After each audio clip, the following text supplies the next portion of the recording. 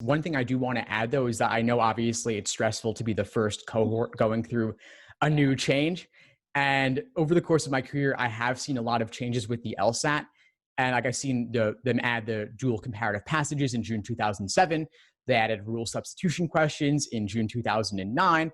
They switched from one-page layout to two-page layout for logic games in June 2012. And now, of course, last year, the LSAT went digital. So there have been all these changes. And each time students were up in arms, it was very stressful to be going through that. And the one constant I've seen is that all your materials are still perfectly relevant with very small adaptations. Everything you've been studying up to this point will still be useful. It will still apply.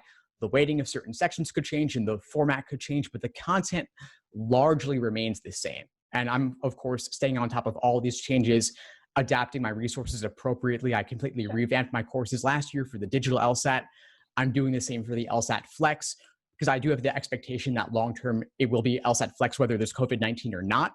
And so I'm constantly thinking about, especially over the past 2 weeks since they announced this, how to adjust your simulation of test day accordingly to account for this. And if you don't know whether you're going to do the in-person or the Flex, be ready for both, meaning do some 3-section exams as well as some 5-section exams.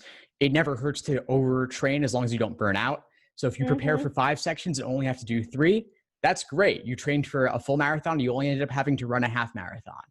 And so not a huge downside there. Just do your 3 sections back to back, take a break, then do 2 more. Your first 3 sections are your LSAT Flex score, and your following 2 sections, when combined with that, become your 5-section regular in-person LSAT experience. And so you can simulate either way and see what your results would have been in either case.